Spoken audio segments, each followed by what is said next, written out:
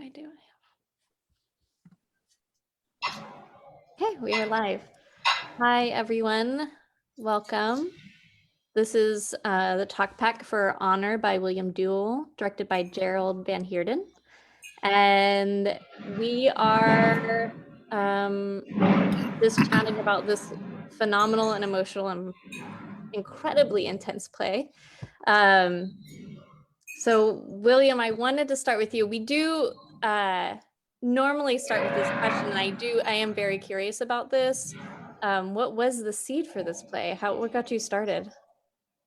Yeah, well, so a few years ago, I woke up from a nightmare, and the nightmare that I had was essentially Act One, Scene One. I had a pillow in my left arm and a pillow in my right arm, and they had been sort of on my back. I was lying on my stomach, and I moved my arms like this, and so there was an emptiness on my back, and I was dreaming nightmarishly all that happened in that scene. And I woke up, I was angry as hell. I was both crying and angry as hell, and I was angry all day long.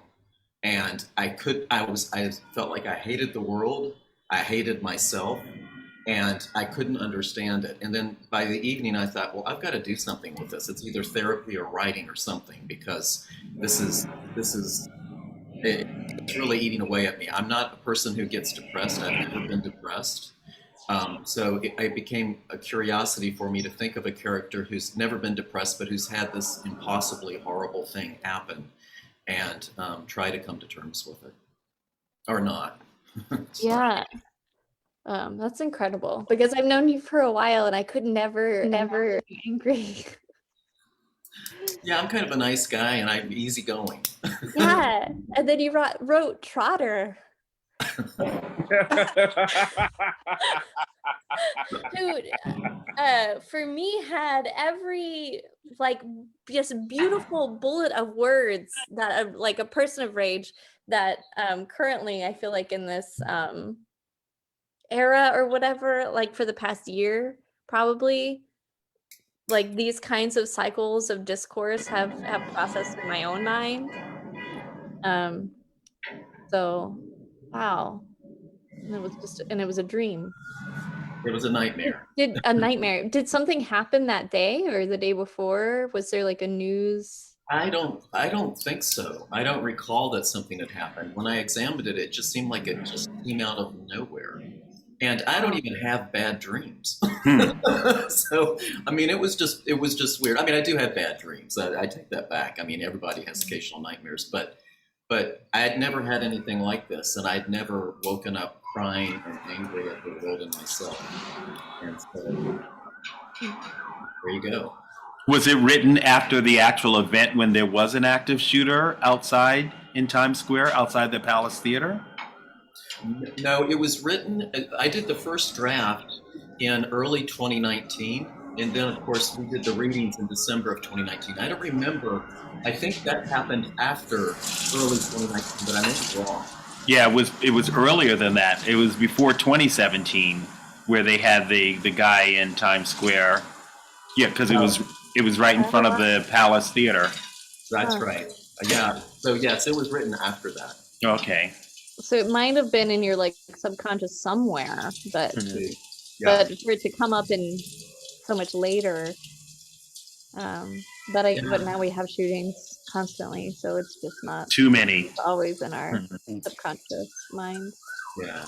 Now y'all did this in New York 2 years ago, correct? It was December 16th and December 18th of 2019. It was my birthday. Oh.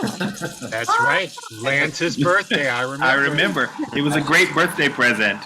Well, listen, the birthday present was for me because as with this Zoom reading, the cast and the direction were phenomenal. And I just wanted to say that really up front to you all. I had a chance to say it to some of you before we started, but I didn't get a chance to say it to Kyle and to Shauna. And yet you were all brilliant, and I really appreciate Thank you. What you've done. You. Really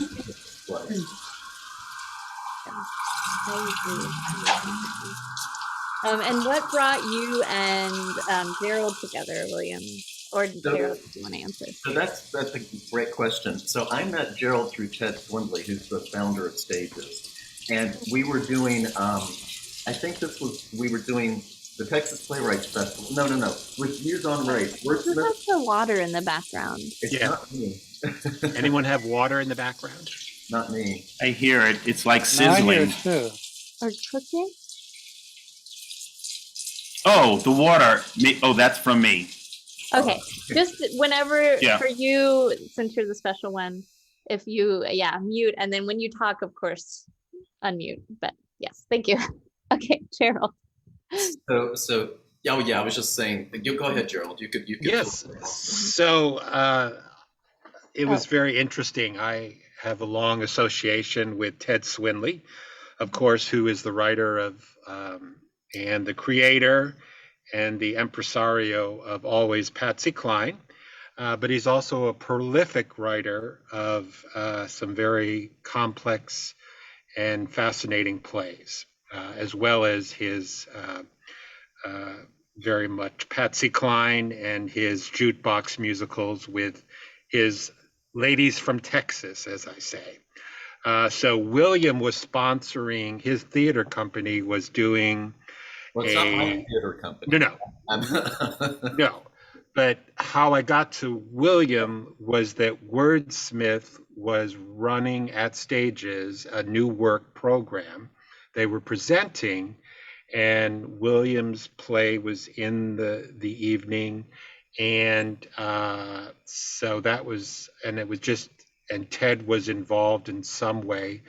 Did Ted have a play as well? Yeah, I didn't have a play there. I was just helping to organize it. And Melissa actually directed, and this is the Views on Race, Melissa. This is when we did Right. Views on Race. And it was Views on Race. I remember that. And I was there. Ted had invited me, and then I also had some relationships that I was building with ensemble theater, and I was trying to get to know through, because of my work at the festival, I knew several writers in the Houston area, and so it was just kind of coming together. And I wound up at Ted's former theater Stages, and I met William, who had a fascinating play that was in there, something totally different, but it was views on a certain kind of race. So it was very fascinating. So that's how we met, and it blossomed from there.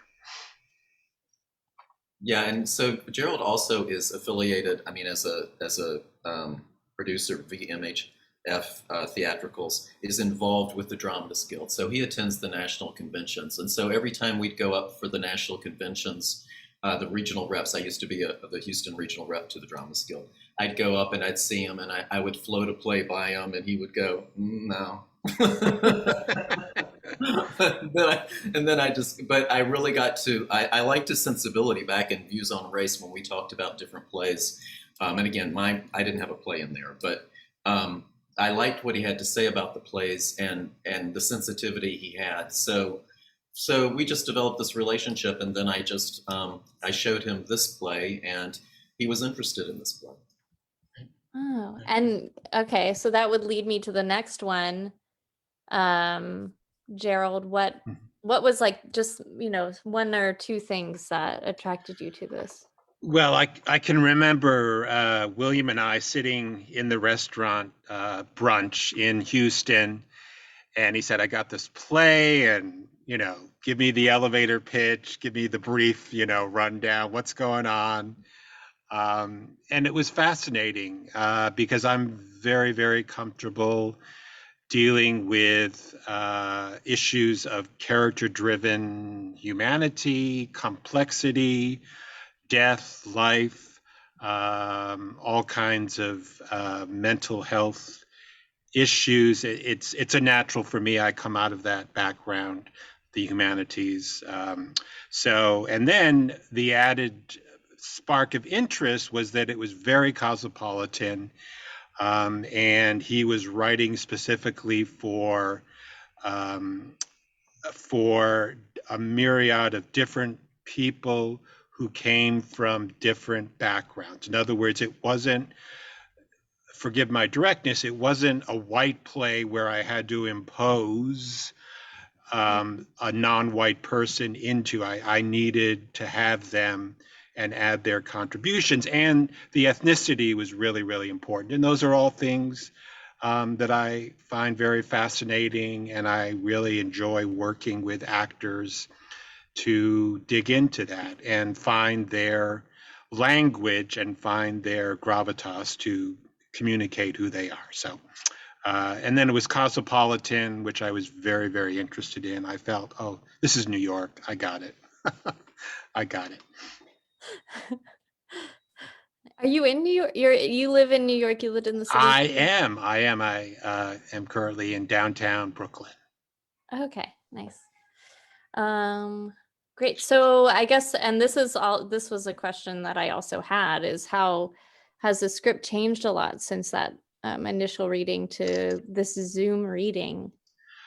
Yeah. Well, I'll just start and then I'll give William the floor. So the number one, the reading we had in December of 2019 was very, very important because we hadn't really had the opportunity to have actors of substance really dig in and contribute and understand what was there. And I was very pleased that I was able to go through my Rolodex, and I knew I had some of the actors from my Rolodex. And then I was very fortunate to have Lance come into the picture. And he was, once again, a referral from someone who I'd met through my various associations when I was working and attending musicals. So, but it was very fortunate. And I really think it did get very focused. We had a camera, and William was really able to, we tightened the lens, and all of these actors contributed enormously to breathing life into those words. And it gave William the opportunity to see it. And then I was very fortunate because I had colleagues who I knew that I could call on because it wasn't really a first time out. They would be supportive, but they knew about new work, and they knew about they were directors, and they knew about the whole process and what it was all about. And I was very fortunate. So it was an intimate group of about 15 or 20. And so so it did take on, and it was very, very positive for William. Now, William, you go. No, that's absolutely true. And it was a gift to have these theater professionals see it and be able to give me feedback on it. It was extremely helpful. And this, again, going back to what Elizabeth Keel is asking that Ian has put in the chat about, has anything changed? Yes, it has changed. For one thing, I condensed 5 scenes into 2 scenes. I cut half of the scene. I also, did myriad little things to it, but it's a lot. Actually, it's a lot shorter than what you saw. And actually, now that I've seen it, what I've seen, I'm actually going to cut it a little bit more in the second act, in a place or two. But yeah, going back to Elizabeth Keel's question and your question also, Melissa, it has. I would say it's not drastically changed, but it's significantly changed. Mm-hmm.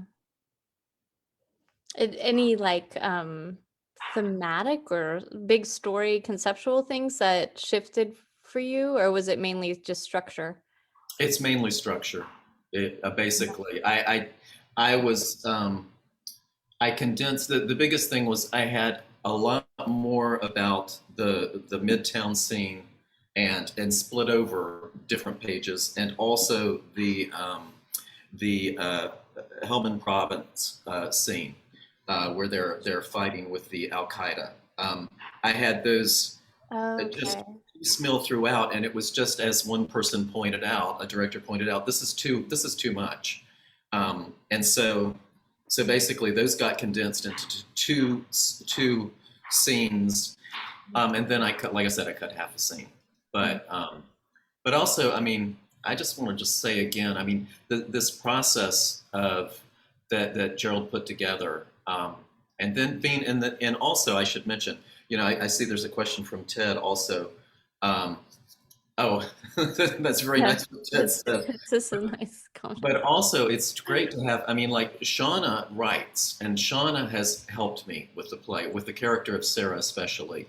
And Lance, when it comes to motivation and also seeing things that are a little, there are little discrepancies, he's helped me with. And so when you have that kind of input, and you also have theater professionals back in 2019 helping you in a kind of bubble environment of safety, it was just, I mean, it's a great process, and I just really appreciated it. Well, on that note, I have a very, to add some layers to that, from any of the actors, what is your process? Because basically you're given, when you're working with a new work, what is it, are you coming from, and where do you go, and how do you make decisions? How do you know how to talk and make decisions? I mean, I know the process of an actor, and I know all the layers they go through as a director working with them, but I don't know about the intimacy of what an actor does and how they find their way when they're working with a new piece where they have no blueprint. They cannot say they've seen this before so they can study it. Any, you know, I'd just be curious to know.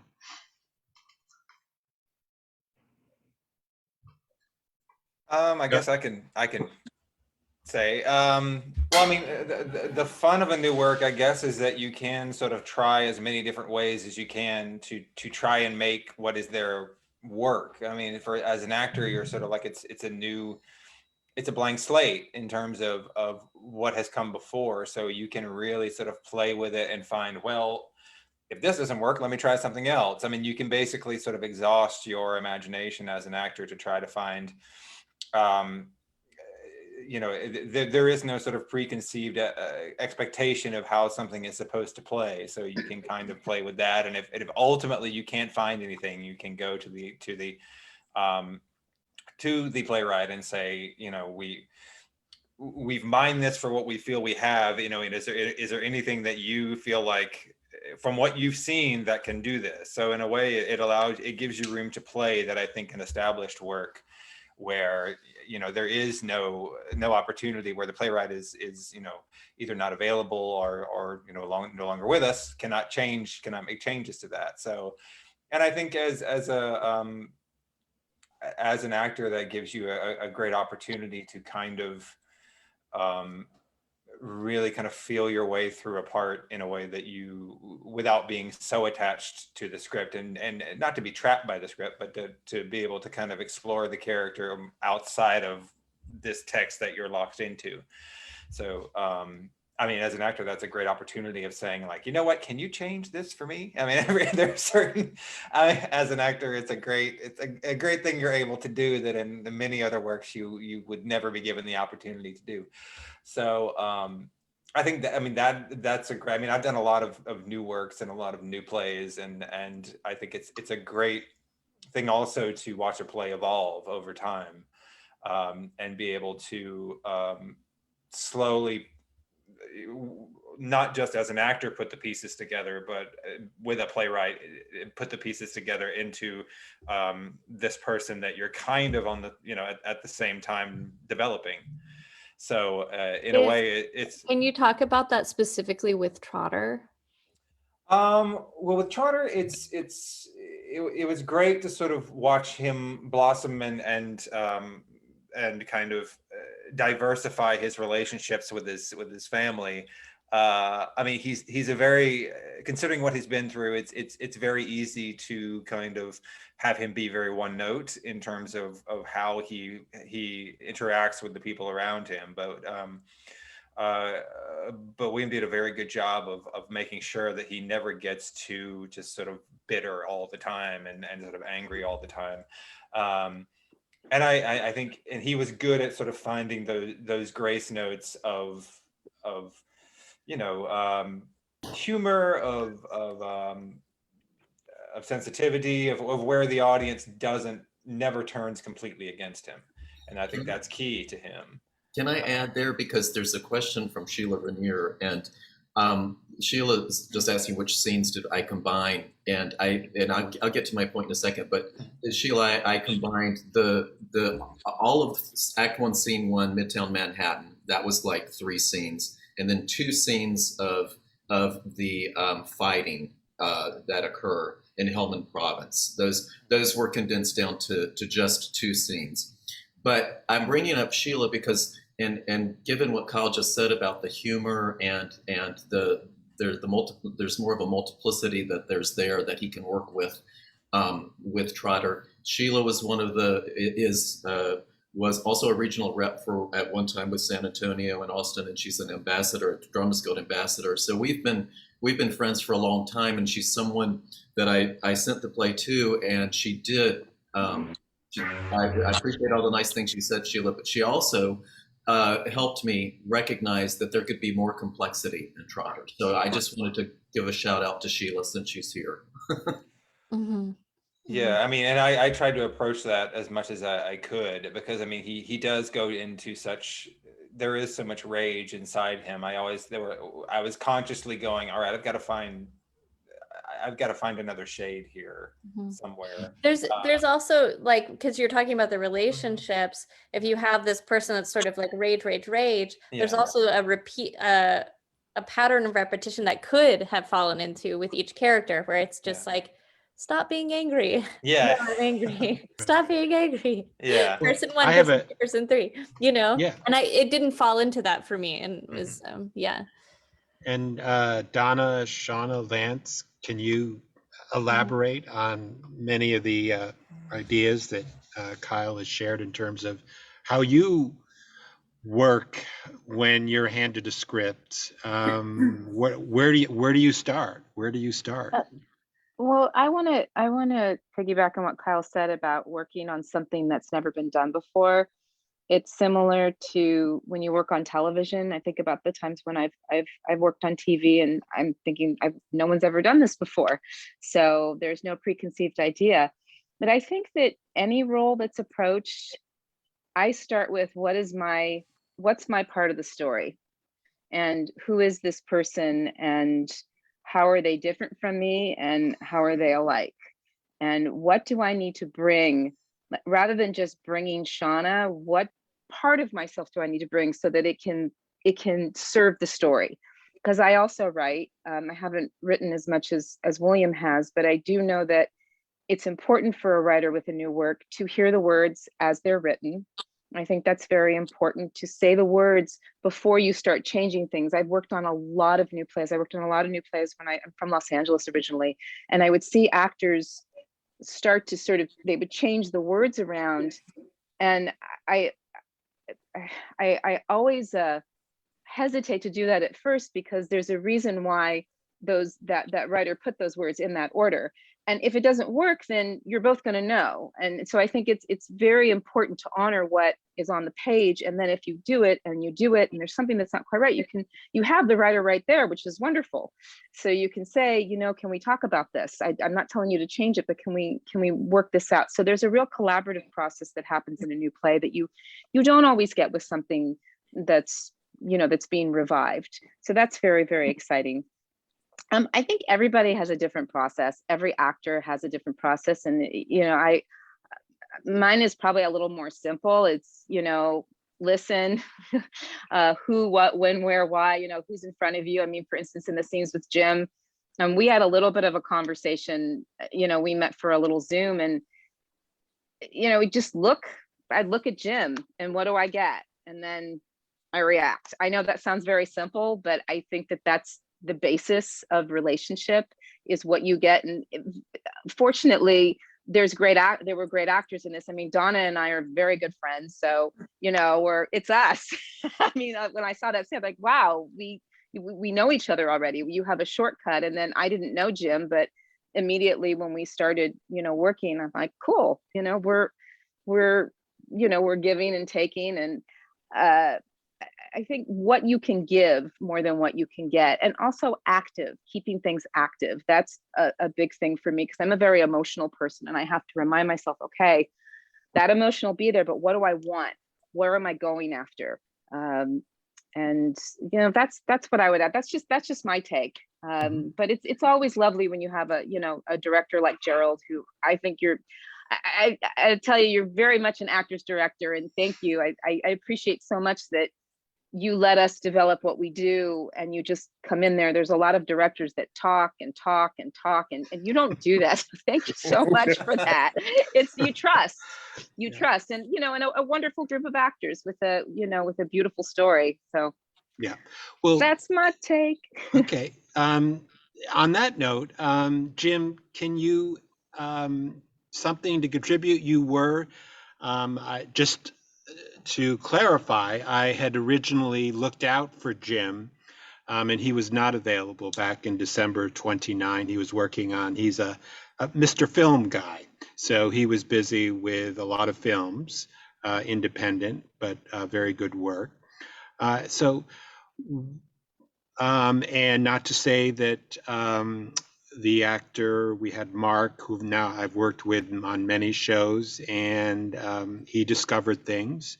But I felt like, okay, let's go back to the playwright. What did he ask for in the character breakdown? And Jim came out of central casting because I knew him, because I've worked with him on many occasions. So, Jim, what was it like for you? What is something that happens? Because I know this is a lot for actors. Directors sometimes will assemble their Rolodex of actors that they know that they feel would be really, really appropriate for this next role. And there is, like Shauna said, she knows people personally as well as professionally. What was it like for you, Jim? What was your process? For me, it's trust and faith. Okay. If you didn't call, that's one thing, but the fact that you did says already you're thinking ahead of the curve. You see something there that I don't. You know something that I don't, because when we have worked together, you've developed these new plays and these relationships with the playwright over a long-term period. So that allows me to just take a giant leap of faith and see what's what. As I was speaking with William earlier, this material for me was radioactive. And by that, I mean, it's so strong that you don't actually have to do anything. And I know I can get myself in a lot of trouble saying things like that. I don't want to step on any toes, but then after you read through it, like my first visceral response to it, I was crying, I was laughing, I was like, oh my God, if I could just do this during the performance, we're there. I don't have to, of course, but now the deeper you go, you have to be able to let go of all the beautiful things that happened and trust that something else is going to happen for you. I personally, and this is just my own belief system, do everything I can to take myself away from it. They don't want Jim. They don't want me. The playwright wants the character. The writer wants the guy or the gal that they spent months crafting.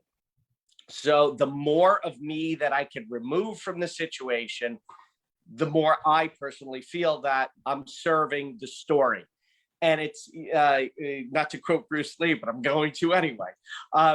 Just be the vessel and let it fill you. Just be the vessel. And by that, I mean, just get out of your own way. There was, and all of us, I saw it when we were working in rehearsal, and I saw it when we were performing.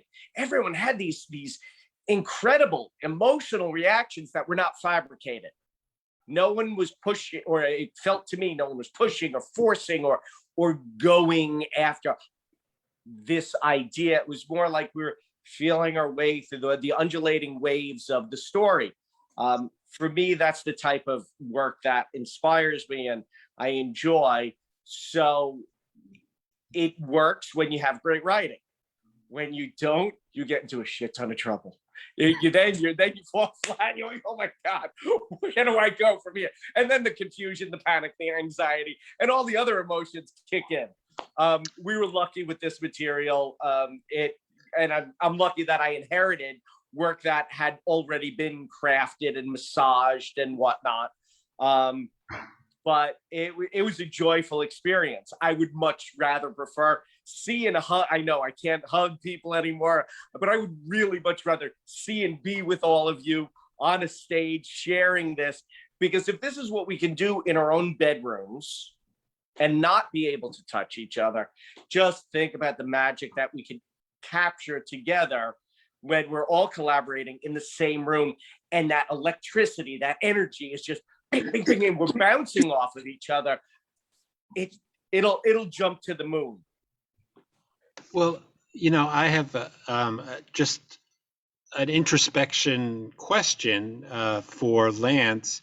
Lance, how did William do, or how did we do in being, bringing an authentic understanding of, a non-white guy taking on the role that you took on? Or was it a non-question for you? It wasn't really a question as far as like, I'm obviously Black, but his name is Luke. I don't know many Black guys named Luke, except for our Marvel character. I was gonna say the Marvel character. Yeah, well, exactly, but that's Marvel. That's not real life. But when I don't look at things in terms of race, and I think it's because, if you talk to people at Telsey Casting, they have forgotten that I'm Black, because I've been Scottish, Irish, British, everything. Interesting.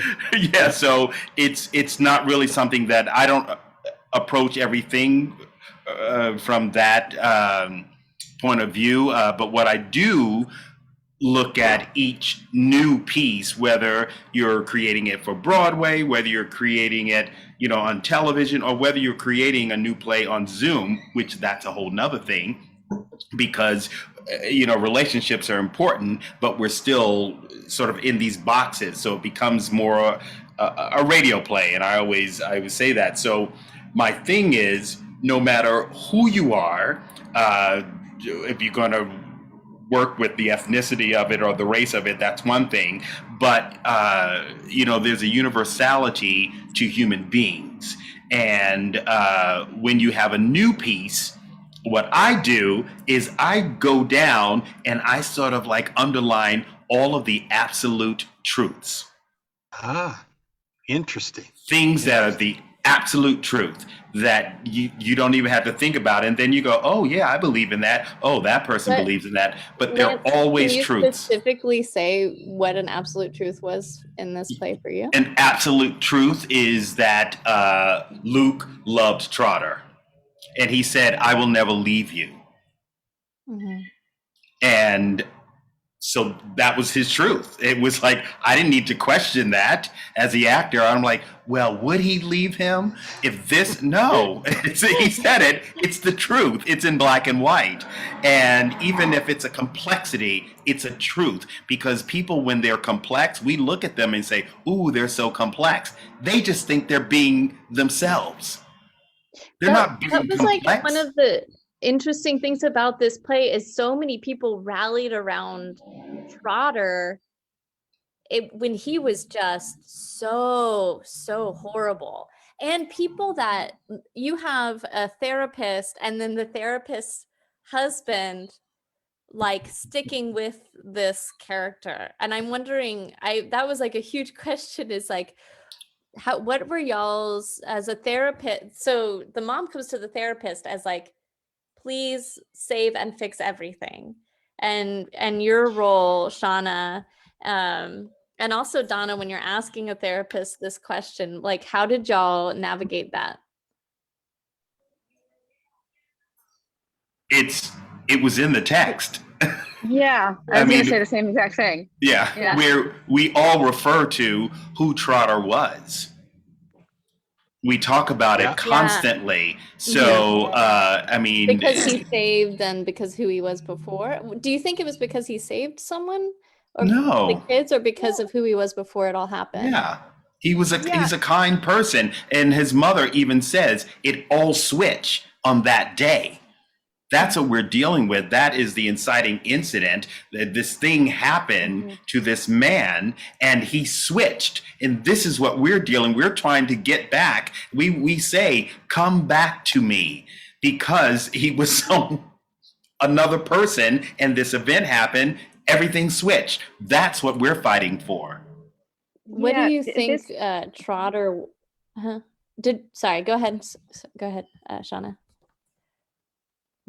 Oh, no, I was just going to say that this is a play about a man who has been lost, who is a good person, who took a turn, and it's the people around him who are there to help him through. It's about a community, and there's different ways that I was watching the end of the play and I was thinking, no, there's 4 different ways that we all come to him to help him. And so everybody, there's sort of a community, sort of a village that helps him through this. That I never saw Trotter when I read the play as an asshole or a jerk. I saw him as someone in an enormous amount of pain, and I was really drawn when I read it. The relationship between Luke and Trotter, I thought, was quite incredible, because that's what Luke does. That's a relationship. I mean, you go through some tough, crappy times, and are you going to stick there or are you not? And Luke does that. I just think that to me was one of the most sort of beautiful things in the relationship of in the play. So anyway, that's all. Yeah, and I mean, I never saw Trotter as lashing out at people in order to hurt them. I think he was lashing out at people in order to keep them away from him so that he would not hurt them. I think that's what he was, at the end of the day, I think that's what he was afraid of more than anything else. I think that his anger in some twisted way came out of a sense of love for these people, because he says, if you get any closer to me, I'm going to hurt you, because I've hurt people before and I don't want to do that again. And I think that's where that comes from. And I think it's this idea that of him trying to make sense of, in terms of an absolute truth, of there being like this, there are horrible things that happen in the world. And how do you continue to exist when this is an absolute truth? And how do you, when you are born gay and the world is going to hate you no matter what, when you are forced into a war that we were lied to about in terms of like why we were there, who we were helping, how do you continue to live when all of these things are truths in the world? You know, how do you continue to exist and to continue to want to do good in the world? And I think that's really the crux of what Trotter is trying to deal with, in that of like how do you make sense of this? How do you find something to hold on to? And I think at the end of the day, it becomes those relationships and trying to find a way to do good within the people that you have around you, and to do what good you can in the face of what the world is. At the end of the day, I mean, he doesn't mince words. I mean, a lot of the stuff that he says at the end of the day, some of it is true, but I think at the end of the play you realize, yes, some of this is true, but there is something there to hold on to, and there is something there that is worth finding joy in life and living and keeping going. And I think at the end of the day, you find out it is the relationships that he has with his family. So I had the experience watching the play that, like, how on earth do we solve this problem? Because it was so big. Like, of course, Trotter is, this, but that question that he's asking is a question that we all ask all the time. William, did you ever think when you were writing it that did you solve it while you were writing it, or did you already know where you were going to land with him? With whether or not he was going to commit suicide? Well, just solving the question of all these horrible things happen in the world, so why keep going? Don't ask me to solve that Oh question. God. Well, I mean, for the characters though, I mean, he keeps going, right? He finds his way. Well, actually, You know? so in my mind, he's just fallen asleep and he's had this dream. But whether he commits suicide or not, we don't know. I mean, and actually, the reason I say that is because suicide is. I mean, I've had suicide in my family, and I know people who've contemplated suicide, and it's a very painful thing. And so, actually, I've added a line where when he's talking to Sarah at the end, and he's saying, I'll set up an appointment. She says, you do that. The line I've added is that don't hang your hopes on me, promise. And she recognizes that he's not even sure himself if he's going to make it, and she says, I promise. Because I never decided that he actually did or did not commit suicide eventually as a character beyond this. And I just think that there's a little bit more, for me personally, there's a little bit more integrity in at least imagining that he may or may not, we don't know. Well, I'd like to have Donna enter into the Yes, here I conversation am. here. I was going to put Because in my 2 I cents. think, unbeknownst to William, he has wrestled with some very profound and very deep relationships, and the primal relationship is a mother who gives birth and has a son, okay, or has a daughter. So Donna, can you speak to your whole process and the truthfulness or not, or where, or how that all, what was that trajectory, that process for you, and do any of these ideas ring true, that William brought up, and did they give you a bridge into understanding more about suicide? Interesting story, because there is so much in Evelyn that she's lived through that I've lived through. And part of the challenge for me was to separate myself from Evelyn, because I'm a widow. I have 2 sons. One of them was very young when my husband passed away, and I went through some really tough times, nothing like with Trotter, but it's as a mother to identify. So my challenge with this role to begin with was, I need to separate me from this character and try to work and be like what Lance said about the truths about a mother with a son. Did I really believe that my son was going to commit suicide? You don't ever want to think that. You go beyond that you will somehow magically do something, say something, be something, work with someone to never let that happen to your child. And as I was reading this play, and as I was working with Kyle, with Trotter in these scenes, it was like a light bulb went on and another light bulb went on. I was learning as I was going, and I was really starting to understand how I am going to deal with my son, who is in such a terrible place. Because unlike, I wear my emotions on my sleeve, I don't believe Evelyn really, I think she was always fighting to sort of keep stuff under control. I think and so that was like a big challenge for me, to not put me into this. This is specific to this particular play, because I've been mothers a lot. But I think as I was reading it, saying it, hearing it, in the process of the rehearsal, I learned more about what is really happening with my son. How am I going to help him? And it's very raw. It just goes back to this mother-child relationship, and it's almost hard to describe it. You have to feel it. And so it was actually a very painful role for me for many reasons, because I had gone through my own tragedies, and now I'm going through this tragedy, and it was tough. It was tough. But Was it, I did you also, credit Gerald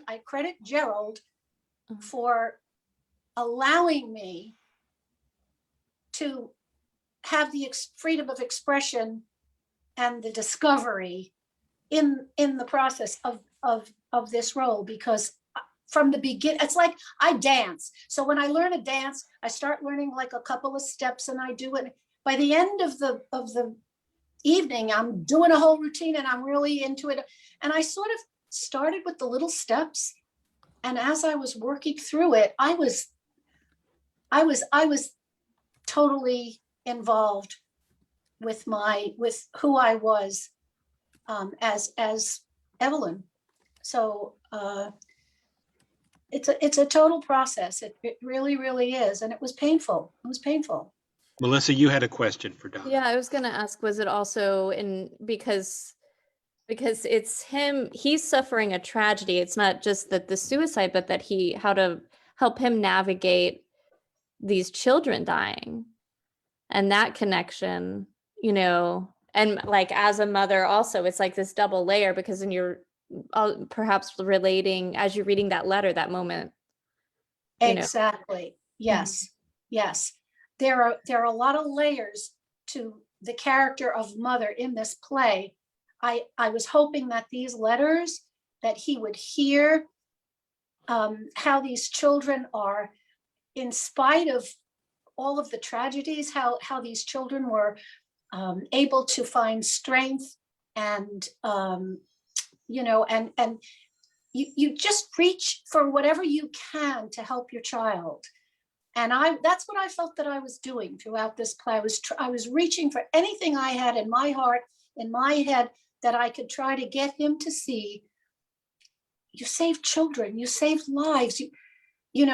I went as far as saying, oh yeah, some of the lines were like, yeah, well, these shootings happen all the time. I mean, it was like, what can I possibly say or do to help you see how important you are, how you're loved, how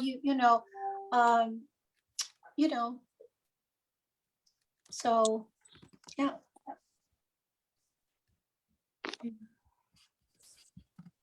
Wow. I loved the turn of how the solution that you guys found kind of for Trotter was that Trotter was going to help someone else.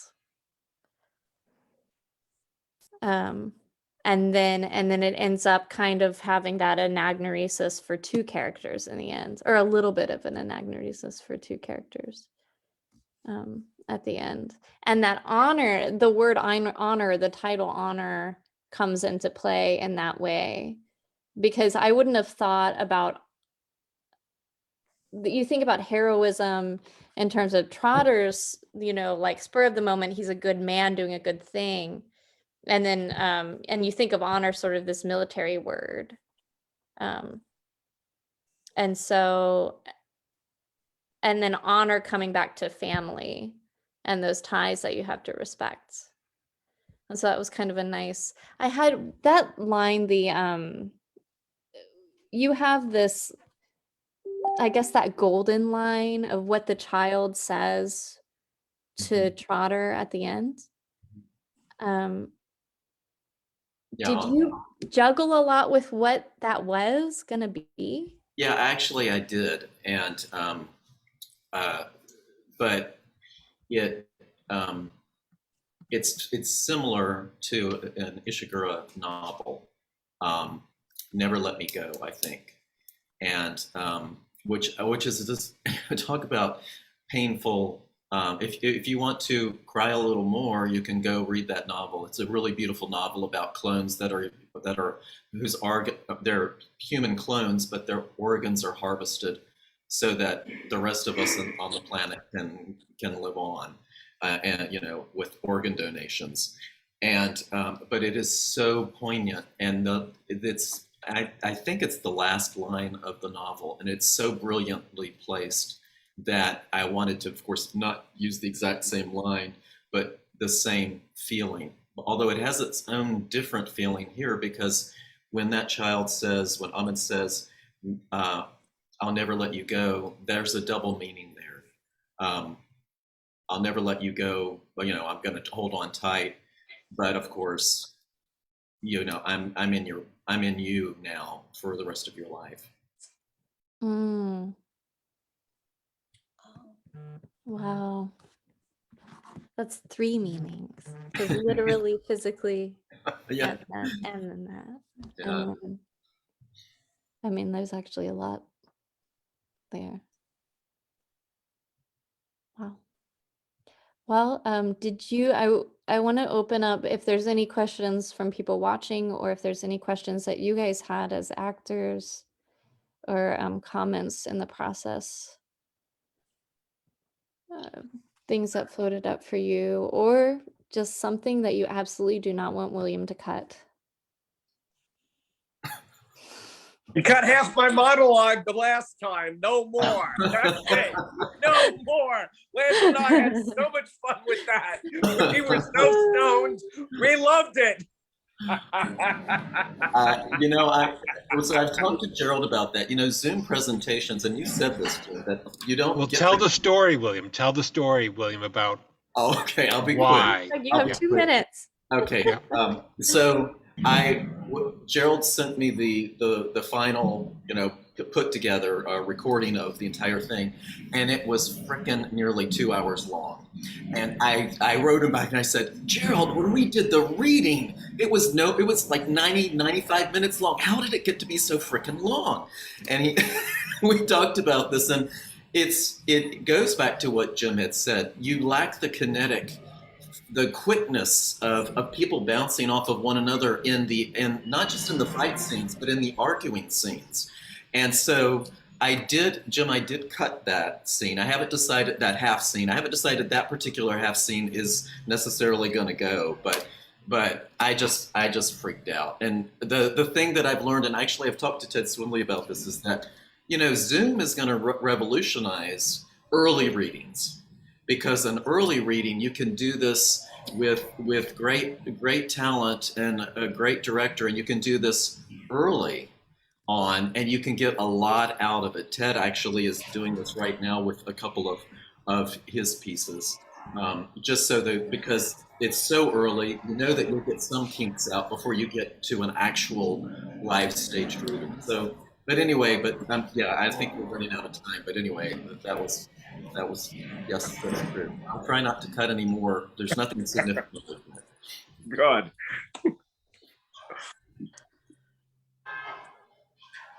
Well, I have a question for the for the company. So, to what extent was it very beneficial? Were you able to pick up, or because we had come together in 2019, and then I contacted you and said we want to do this, did all of your work come flooding back to you, each of you, or did you have to go look at your old notes, or think about that? I'm just very curious. I had one thing, and I was a little excited that, as characters in the relationships, we're trying to make a connection with this person who's important in our lives. And Zoom creates a conflict that we can't connect. And so I did not look at my notes. All I kept thinking was, I gotta get to you through this damn thing. Yeah.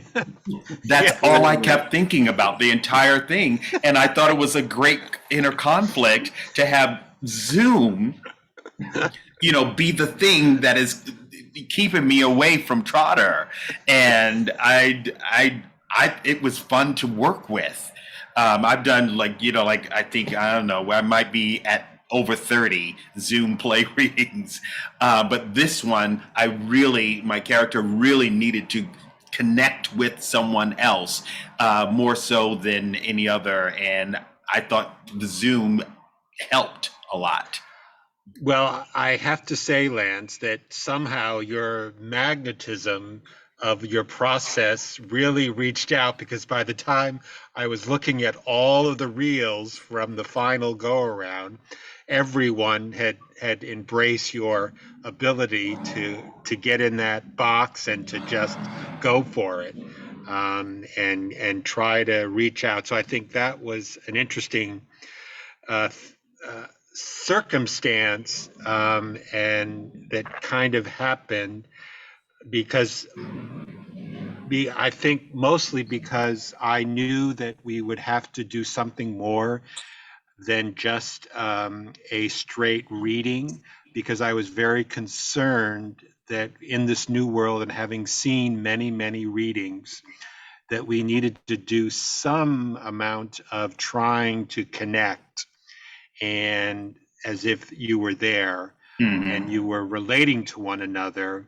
And I think because I had just come off of another project where I was in the room and someone was filming, I started to develop that language. But you are all you are sponges, and it's just natural for each of you to understand what it is you need to do, and then you kind of feed off of one another.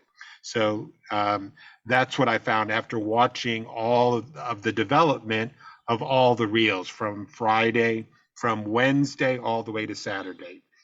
That was very clear that it just kind of washed over all of you, and it just became natural. And it was quite a pleasure, as Walter commented, that he was so engrossed in choosing and cutting, and there was so much to choose from. So I think William is right that this is the new initial world that we're moving into. It makes sense from a production point of view, from a financial point of view, but we've established how effective and it can be when that happens, and we have that time to really dig in.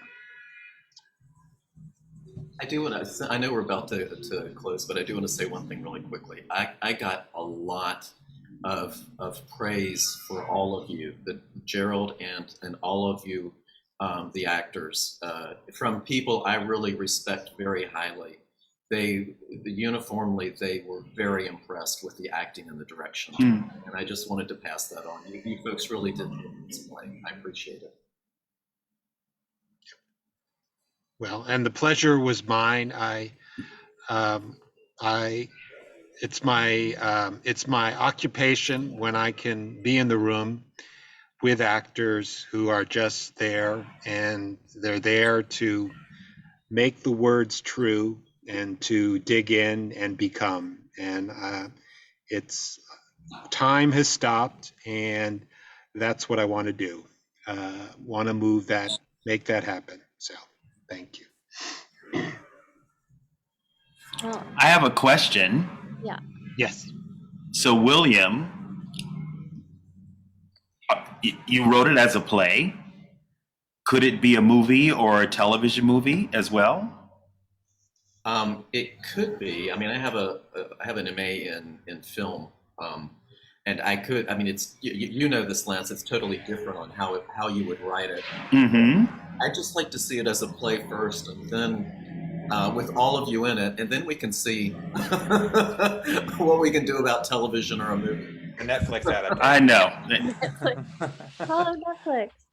And then you'll be calling, Daniel Kaluuya to play me, and I get it. It's okay, he has an Oscar nomination now, No, I wouldn't. You guys are this play to me, so that wouldn't happen. At least in the play. Yeah. Okay. Great. Understandable. Yeah. Yeah. Well, thank you. Well, congratulations. It's because this ultimately is about the writer. I mean, we lend our talents, but this is for you ultimately. And so congratulations. Thank you. Yeah, Thank you. absolutely. Thank you guys. This was really, really a wonderful reading, and y'all did an amazing job, and the videography was incredible. Our invisible videographer is here. Thank you all for all of your amazing, incredible work. It's a Thank you. pleasure. Thank Thank you, you. Thank William. you. Thank you. Daryl, Thank you. Thank you. Bye-bye. and to Thanks for Thank you all. everyone for watching and listening. And Yeah. Oh, Yeah. yes. Fun. Thank you, Cool. audience. Thank you, Yeah. audience. Bye. Okay. Take care, everyone. Okay. Bye, guys. You too. All Bye, right. guys. Take care.